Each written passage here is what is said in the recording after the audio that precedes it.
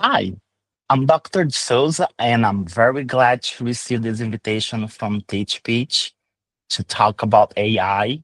I am Dr. De Souza. I am a research and professor for over 20 years in academia and biotechnology field.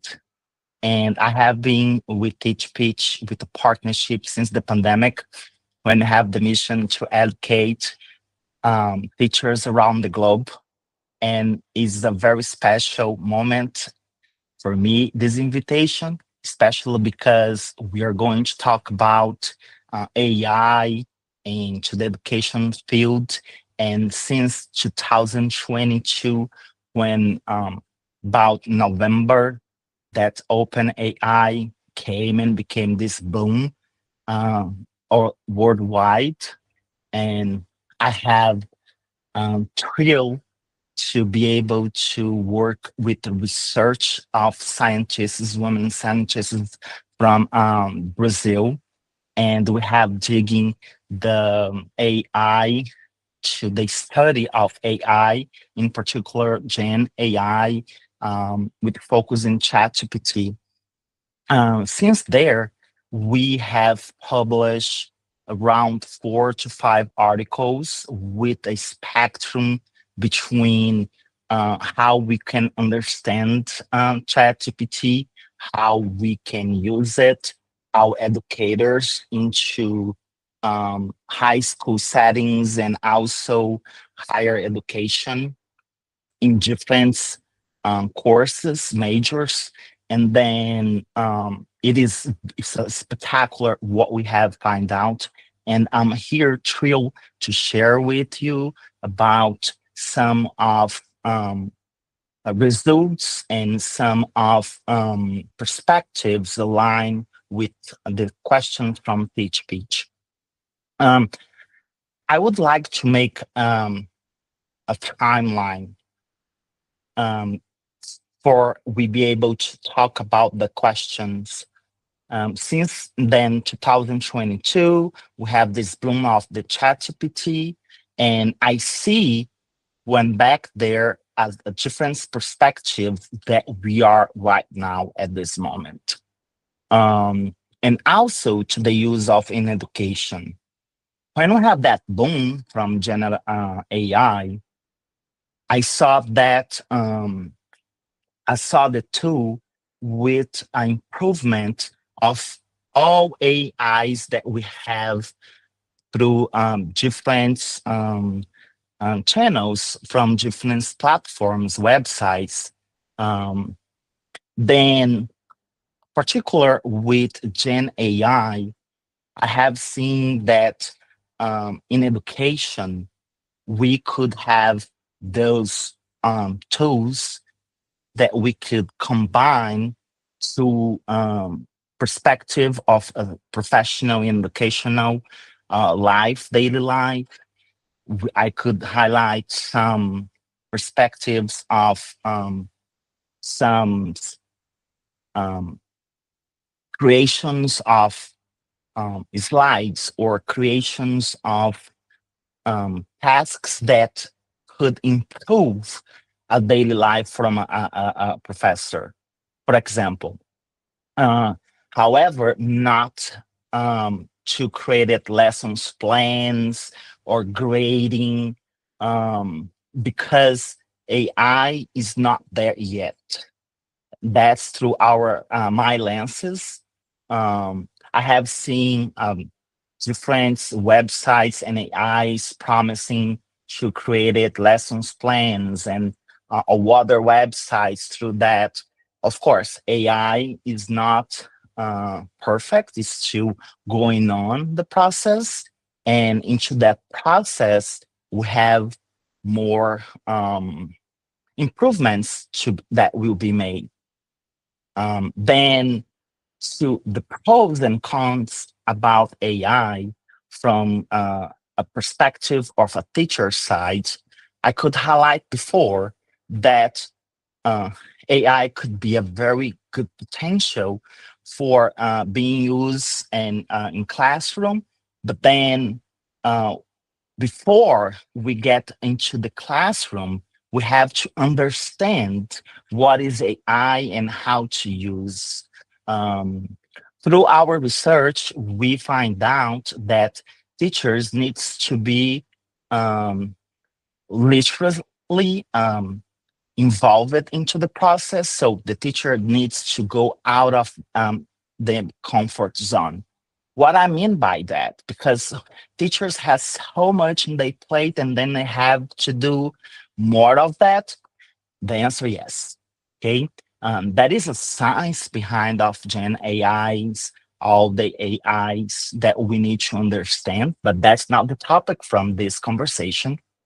Uh, Teachers need to understand that how to use that tool. Okay.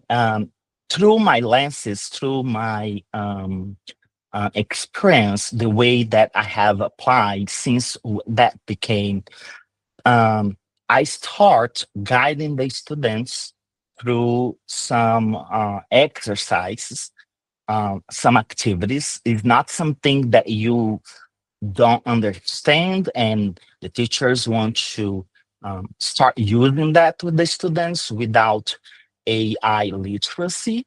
Um, we have to understand um, how we can lead with this tool in a way that we can avoid, for example, bias. We all have bias, and but when you go to that tool, this potent tool to inside the classroom, for example, you need to have the confidence to make sure the students also will follow all the rules and all the perspectives and through how we can, um, for example, prompting.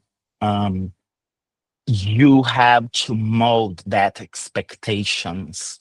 Then before teachers go work with that technology, they need to have professional development in a way that they will know, that they will understand in how to use that, because has different AIs that the teachers need to understand in how to manipulate, because they will have all different um, um, limitations. They will have also um, not rules, guidelines. Most of them has some guidelines right now, some doesn't have it. Depends of the country, doesn't have also laws that will guarantee that the users, they will have um, a safe space. Okay, so AI for me will have those um, um, cons in a way that is not yet with regulations. We can see some models, some Gen AI now. For example, if you throw and if you start working with something that doesn't have ethics, doesn't have guidelines, that it start telling to the users. So a while ago, we don't have that. So was a very problematic in some countries, not just having those guidelines, but also teachers and some users could not use the AI into the environment because they don't have a fast internet, they don't have a um, um, um, an account. Today, we do have some Gen AIs that they have giving the possibility to the users use without account. But um, our research has found out that if you have an account that also you can, the users can pay, then you're going to have a different um, outcome.